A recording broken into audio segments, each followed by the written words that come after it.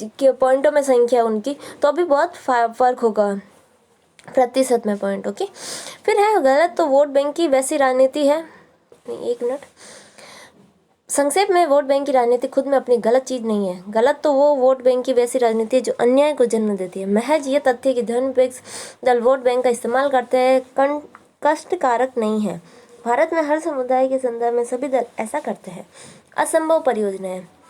अंतिम उन्माद आलोचना ये होती है कि धर्मनिरपेक्ष नहीं चल सकती क्योंकि यह बहुत कुछ कराना चाहती है।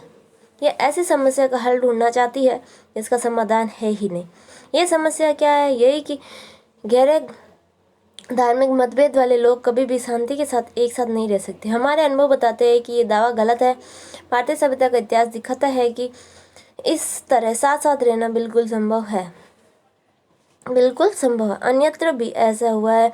ओटोमन साम्राज्य इसका प्रेरणादायी उदाहरण है। लेकिन अब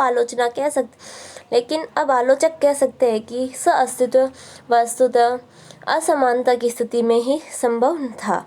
श्रेणीबद्धता आधारित प्रणाली में हर कोई जगह पा सकता है। उनका दावा है कि आज ऐसा नहीं हो सकता क्योंकि अब समानता लगातार प्रभावी सांस्कृतिक मूल्य बनाती जा रही है। इस आलोचना का जवाब दूसरी तरह से दिया जा सकता है। इस एक असंभव परियोजना का अनुसरण नहीं वरन भारतीय धर्मनिरपेक्ष भविष्य की दुनिया का प्रतिबिंब प्रस्तुत करती है।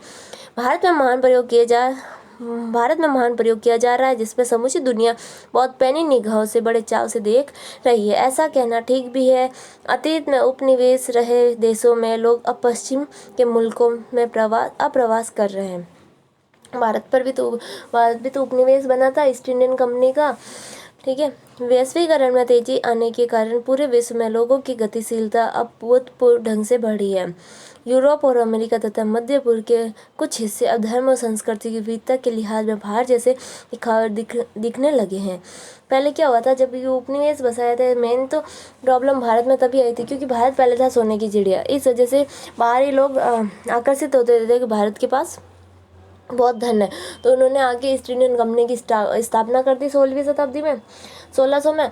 फिर क्या हुआ, ये जो जितना भी भारत में अच्छा माल था, जितना भी था, भारत के कारखाने रद्द करवा दिए, भारत के कारखाने बंद करवा दिए और अपना माल यहाँ से कच्चा माल भारत का विदेशों में बेचने लगे। जब विदेशों से पक्का जो सामान बनकर यहाँ आता था वो महंगे दामों में बेचते थे। इससे भारत के उद्योग धंधे समाप्त हो गए, लोग गरीब होते गए।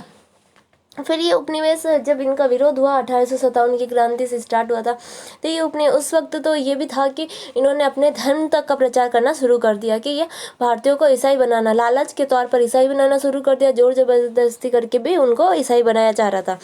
तो अतीत में उपनिवेश रहे देशों के लोग अब पश्चिम के मुल्कों में आप्रवास कर रहे हैं, यानी कि वहाँ नहीं, आप्रवास मीन्स कोई तो वहीं बस रहा है और कोई वहाँ नहीं जाना चाहता।